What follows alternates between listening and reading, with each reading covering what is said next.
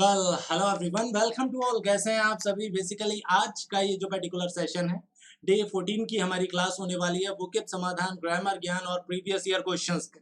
हमारी last class में हमने डिस्कशन कर लिया था कुछ फिक्स प्रपोजिशन पे वोकेब समाधान में। साथ ही साथ ग्रामर से रिलेटेड कुछ हमने एडजेक्टिव से रिलेटेड रूल्स पे डिस्कशन किया था। भाई आज भी हम फिक्स प्रपोजिशन पे ही बात करेंगे आगे की। साथ ही साथ ग्रामर रूल्स को रिलेट करेंगे, कुछ ग्रामर के पॉइंट्स को रिलेट करेंगे और साथ ही साथ प्रीवियस ईयर क्वेश्चंस में मैंने आज आपके दो सेक्शंस रखे हैं। एक आपका एरर डिटेक्शन हो गया और दूसरा आपका इडियम्स एंड फ्रेजेस हो गया। ठीक है, एरर डिटेक्शन और इडियम्स एंड फ्रेजेस दो टॉपिक्स पे आज हम बात करेंगे प्रीवियस ईयर क्वेश्चंस में। सो आर यू रेडी गाइस? क्या हमारे सारे एस्पिरेंट्स तैयार हैं? बिल्कुल। Wishing you all a very happy morning. चलिए शुरू करते हैं।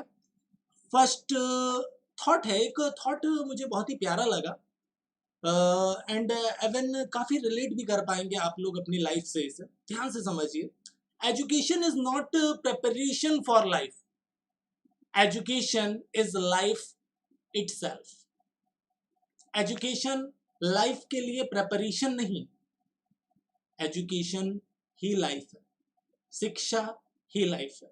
तो शिक्षा इसलिए नहीं है जिससे हम अपनी लाइफ को सुधार सकें। अगर आप ध्यान से ऑब्जर्व करें तो शिक्षा के अलावा लाइफ में और क्या है? समझ रहे हैं? ओके, वैसे गहरी बात है, थोड़ा सा टाइम लगेगा समझने में। आराम से टेक योर टाइम। ओके, चलिए चलते हैं कुछ फिक्स्ड प्रपोजिशंस की ओर। और फिक्स्ड प्रपोजिशंस में सबसे पहले आपको एडजेसेंट मिल रहा है। एडजेसेंट मींस पास या नजदीक के सेंस में यूज करते हैं एडजेसेंट का। तो एडजेसेंट के साथ जैसे ही हमने टू का यूज किया तो पास या नजदीक को रिलेट करता है। एडजेसेंट के साथ हमेशा टू का यूज करते हैं, ये भी याद रखना। जैसे my house is adjacent to centre of English, मतलब जो इंग्लिश का सेंटर है उसके बिल्कुल पास में है क्या? मेरा हाउस, कुछ ऐसा। तो एडजेसेंट टू का मतलब क्या होता है? पास या नजदीक के सेंस में यूज करते हैं एडजेसेंट टू का। एडमिट टू, एडमिट टू मतलब प्रवेश करना।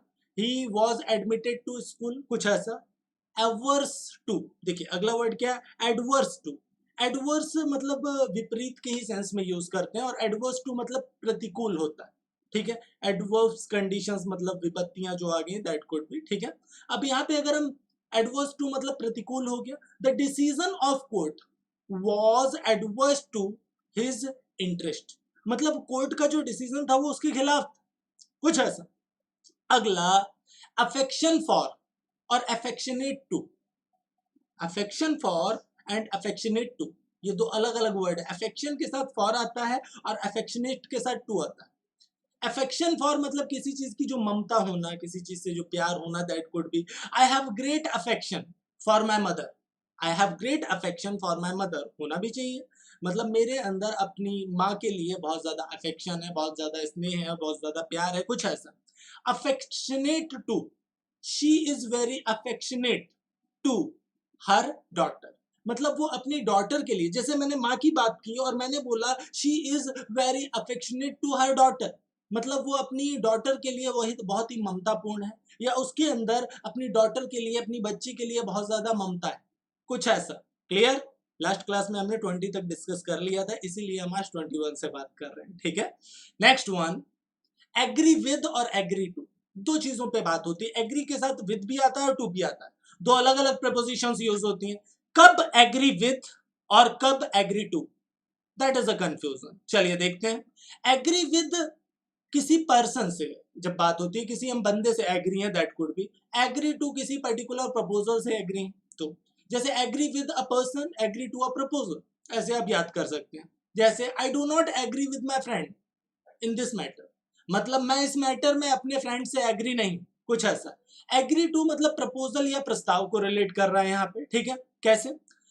We agree to your proposal, we agree to your proposal, या फिर इसको ऐसे बोले वी आर एग्री, तो ये ज्यादा सही होगा।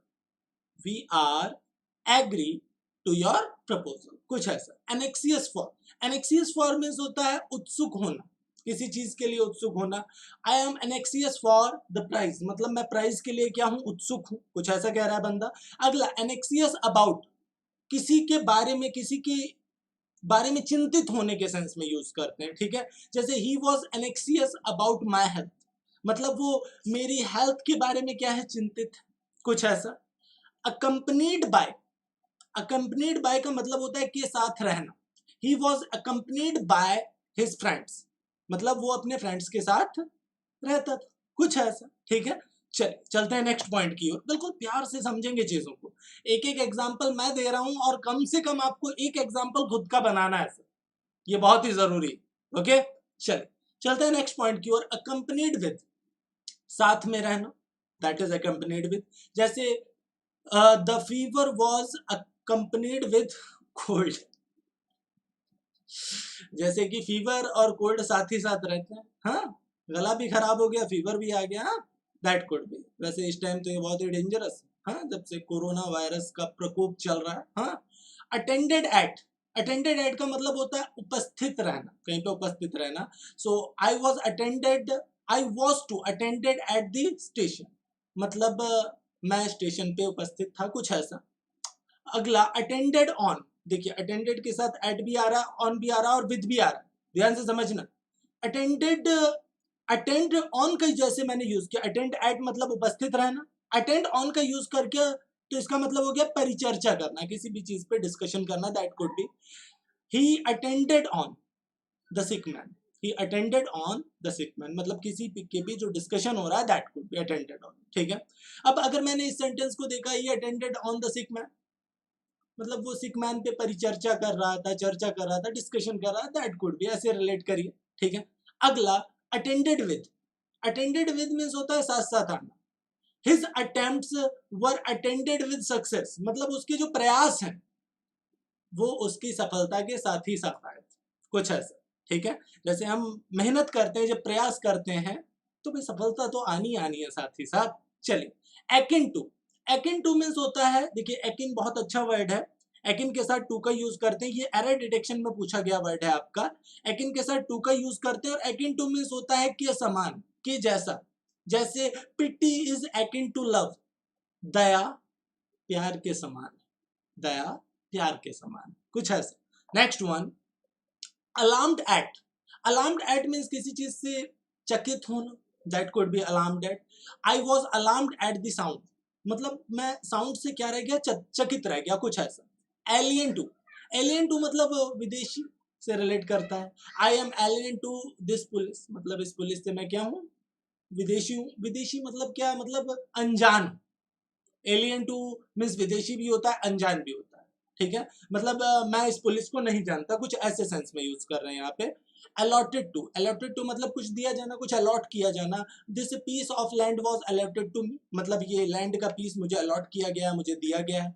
एम्बिशन फॉर मतलब किसी चीज का आकांक्षी होना। He has ambition for leadership, उसके अंदर एम्बिशन है किस चीज को लेके, लीडरशिप को लेके, कुछ ऐसा। Next one ambitious of, ambitious of आकांक्षी वो नहीं होता, देखिए इसका यूज कैसे करते हैं। उसके अंदर एम्बिशन है कि इसके लिए, लीडरशिप के लिए। He is ambitious of power, उसके अंदर महत्वाकांक्षा है। एम्बिशन मीन्स महत्वाकांक्षा या आकांक्षी होता है। सो उसके अंदर महत्वाकांक्षा है पावर की, पावर को लेके उसके अंदर महत्वाकांक्षा। क्लियर हुई बात। तो एम्बिशियस के, एम्बिशन के साथ फॉर, एम्बिशन के साथ फॉर, लेकिन एम्बिशियस के साथ ऑफ, कहीं ना कहीं मीनिंग एक जैसा ही दिया है, याद रखिएगा इस चीज को, क्योंकि ये कंफ्यूज जरूर करेगा एग्जाम में, याद रखिए, ठीक है। नेक्स्ट वन, अब चल रहे हैं कुछ ग्रामर रूल्स पे, देख लेते हैं भाई आज कौन से ग्रामर रूल्स हैं और क्या सीखने वाले हैं आप लोग। When two singular nouns joined by and refer to the same person और thing, the verb is singular. वैसे ये चीज सबको पता होगी, और अगर नहीं पता तो दिमाग में रखिए कि अगर हम एंड से दो सिंगुलर नाउन्स को जोड़ते हैं जो रिफर कर रहे हैं एक ही बंदे को, तो जो वर्ब होती है वो हमेशा सिंगुलर होती है। इस केस में जो वर्ब होती है वो हमेशा सिंगुलर होती है। जैसे the captain and coach of the team has been sacked. अब अगर मैं यहाँ पे देखूं, अगर मैं यहाँ पे देखूं कैप्टन एंड कोच, अगर मैंने कैप्टन एंड कोच की बात की, ध्यान से समझिएगा, कैप्टन और कोच की बात की और दा का यूज सिर्फ एक के पहले किया, मतलब जो कैप्टन है वही कोच, मतलब क्या, अब यहाँ पे हैज का यूज करेंगे, अगर मैं हैव का यूज कर देता तो ये गलत हो जाता, लेकिन but on the contrary if I am saying the captain and the coach, the captain and the coach, अब इस पर्टिकुलर केस में हैव का यूज हो जाता है and it's absolutely correct. Clear हो गई बात। In the case these were two different individuals, two articles needed to be used. अगर हम दो अलग अलग बंदों की बात कर रहे हैं तो दो आर्टिकल्स की जरूरत है। The captain and the coach of the team have been sent, कुछ ऐसा हो सकता था। क्लियर हो गई बात। ओके चलते हैं नेक्स्ट पॉइंट की ओर। ये पॉइंट क्लियर हुआ सबको, यस और नो? द का यूज अगर दोनों डिजिग्नेशन के पहले करेंगे, जैसे अगर मैंने बोला the principal and the teacher is coming, are coming, are coming. लेकिन अगर मैंने बोला द प्रिंसिपल एंड टीचर, मतलब जो प्रिंसिपल है वही टीचर, अब आर नहीं इज आएगा। क्लियर। चलते हैं नेक्स्ट पॉइंट की ओर।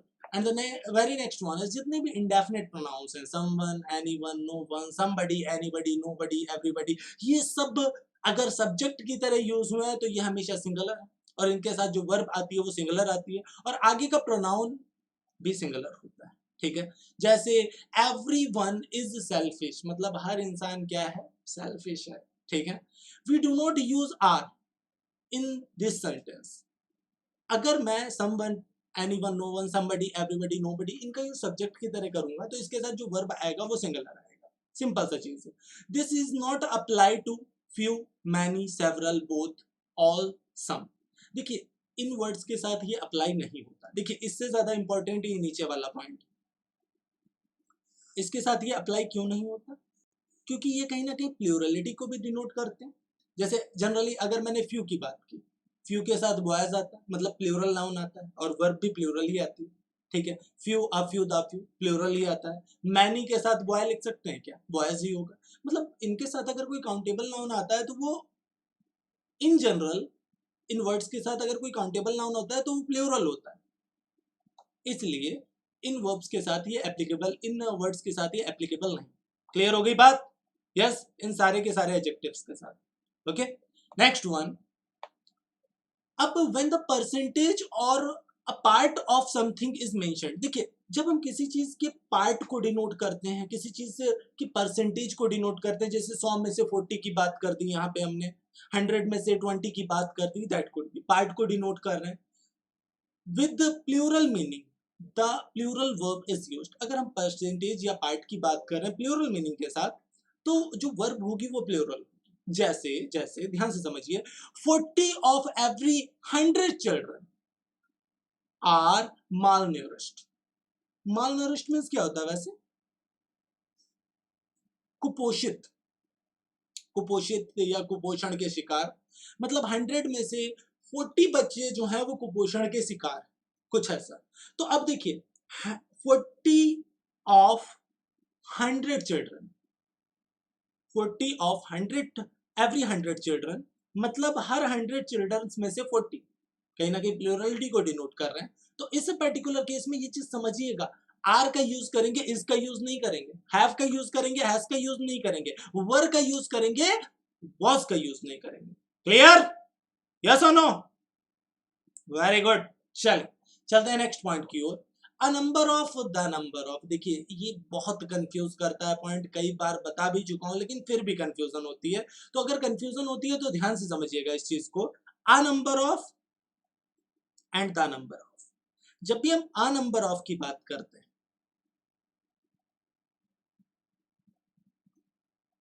Plus plural noun plus plural verb. A number of के साथ नाउन भी प्लूरल आता है और वर्ब भी प्लूरल आती है। ठीक है, आ लग गया तो प्लूरल, लेकिन अगर मैंने द नंबर ऑफ बोल दिया,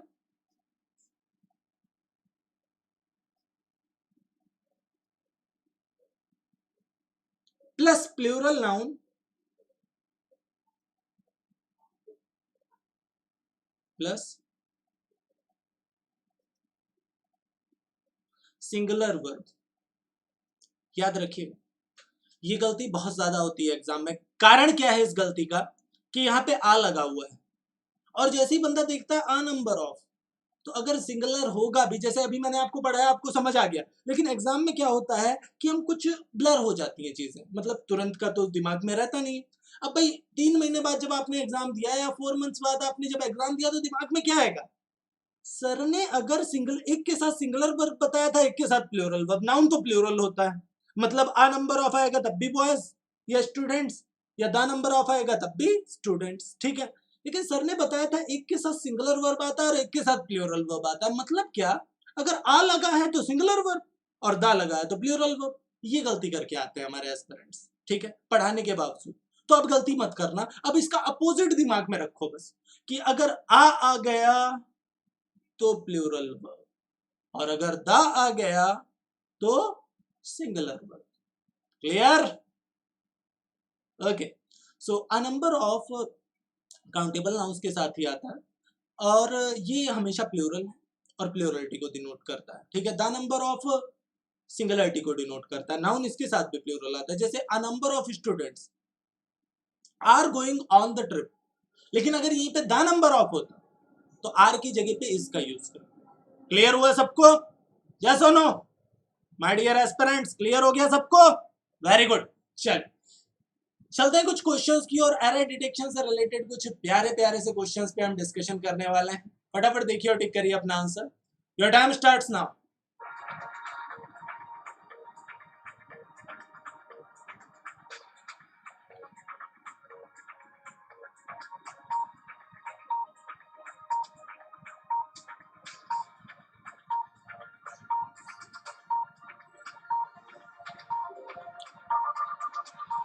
Okay, every student have to submit the assignment by this afternoon.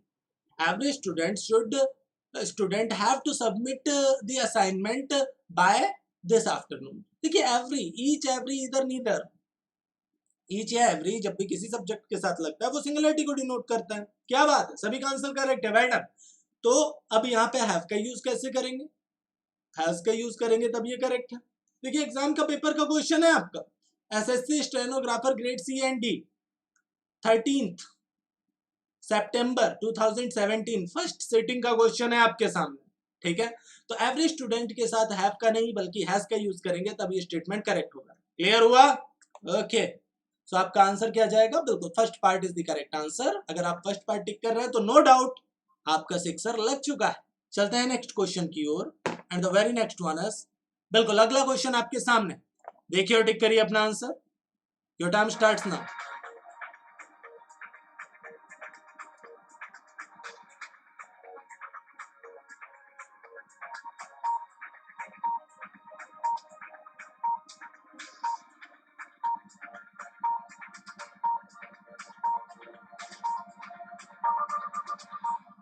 देखिए कुछ नाउन्स जो पार्ट्स में डिवाइड होते हैं, ध्यान से समझिएगा। Daughter in law, mother in law, sister in law, brother in law, जब इनका हम प्लूरल बनाते हैं, जब प्लूरल बनाते हैं तो मेन वर्ड के साथ एस या एस लगाते हैं, मतलब इसका प्लूरल डॉटर इन लॉज नहीं होगा, डॉटर्स इन लॉ होना चाहिए, क्योंकि all her daughters in law, मतलब सारी बहुओं की बात हो रही है, ठीक है ना।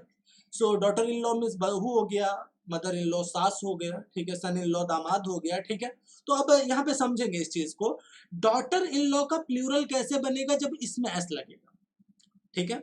हाँ, अगर इसको पोजीशन दिखाते जैसे डॉटर इन लॉ की कार, अगर मैं बोलता डॉटर इन लॉ की कार तो यहाँ पे क्या हो जाता? Daughter in law's car. अब अगर मैं प्लूरल भी बताता और पोजीशन भी दिखाता, जैसे बहुत सारे डॉटर इन लॉज और उनकी कारें हैं, तो क्या बोलता मैं? Daughters in law's cars. Clear हुई बात? यस और नो? ओके। सो बिल्कुल second part is the correct answer. अगर आपने सेकंड पार्ट टिक किया तो नो डाउट आपका आंसर पूरी तरह से करेक्ट जा रहा है। चलते हैं नेक्स्ट क्वेश्चन की ओर। Next question and your time starts now.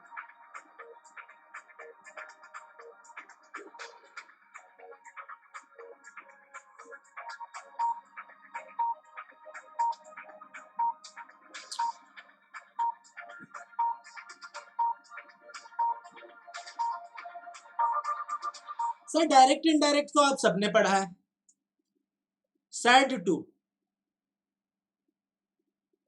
को जनरली किस में बदलते हैं? टोल्ड में बदलते हैं।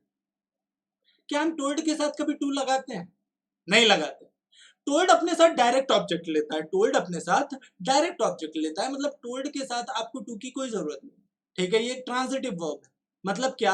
Are social science teacher told to study, told to study the map of the world for a test.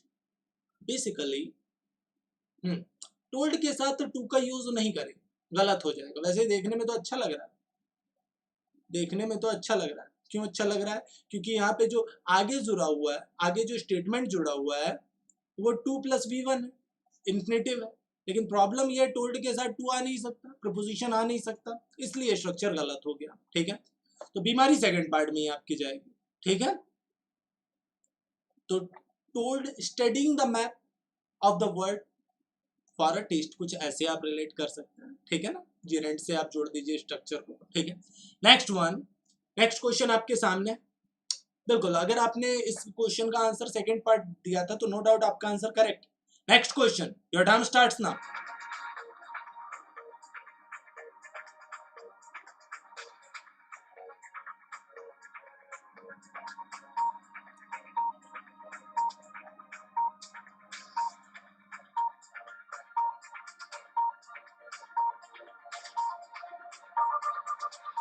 Now how can we use have? अगर मैंने बोला my sister in law who lives in Chennai have come to stay with अस।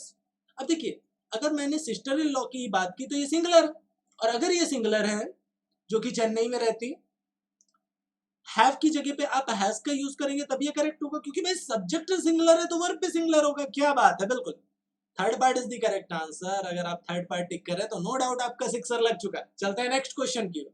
बिल्कुल my dear aspirants, next question and your time starts now.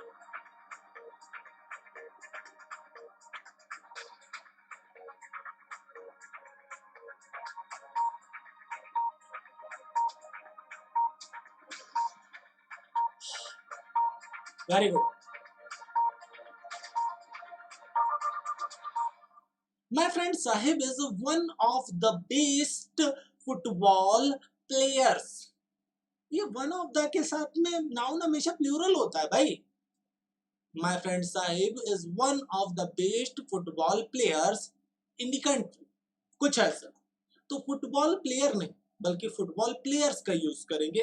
One of the के case में हमेशा noun plural होता है। क्यों होता है? क्योंकि वन ऑफ द के केस में मिलती है चॉइस, और चॉइस कब मिलती है? जब चीजें दो या दो से ज्यादा होती हैं, बंदे दो या दो से ज्यादा होते हैं। तो वन ऑफ द के साथ में हमेशा नाउन कैसा मिलता है? प्लूरल मिलता है। क्लियर? यस और नो? Very good. चलिए नेक्स्ट पॉइंट की ओर बढ़ते हैं। देखिए और टिक करिए अपना आंसर। Time starts now.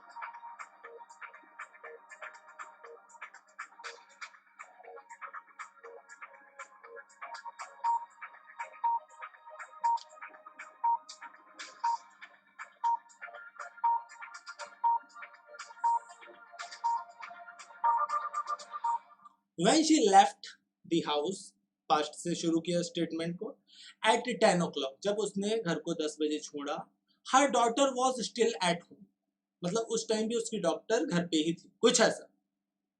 तो पास्ट टू पास्ट रिलेट कर रहे हैं, when का यूज किया। क्या एरर है बताओ? जबरदस्ती एरर निकाल रहे हो ना?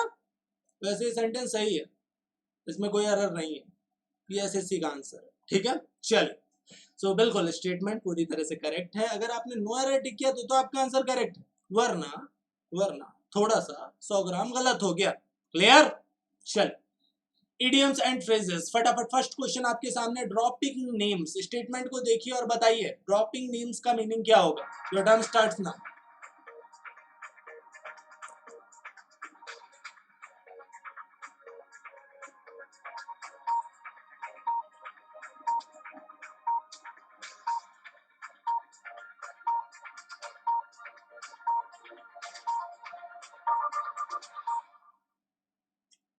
Okay, many young artists were dropping names at the party to impress the gathering। अच्छा, ड्रॉपिंग नेम्स का मतलब क्या होता है? जैसे मेंशन करना, जैसे कुछ लोग कहते हैं ना मुझे डीएम भी जानते हैं, बताया तुम्हें सीएम को मैं बहुत अच्छे से जानता हूँ, सोच लो। मतलब वो क्या कर रहे हैं, अपने इंप्रेशन को जमाने की कोशिश कर रहे हैं। समझ में आया? तो किसी बड़ी हस्ती को, किसी फेमस पर्सनालिटी को ड्रॉपिंग नेम्स का मतलब क्या होता है? किसी फेमस पर्सनालिटी को बारे में को मेंशन करना कि मैं जानता हूँ उसको, कुछ ऐसा, दैट इज ड्रॉपिंग नेम। ठीक है। सो अब देखिए, टू मेंशन, देखिए इसका मीनिंग क्या है। To mention famous people you know और have met in order to impress others. Famous people को मेंशन करना कि आप उससे मिले थे, आप उसे जानते हैं, that could be dropping names. ठीक है।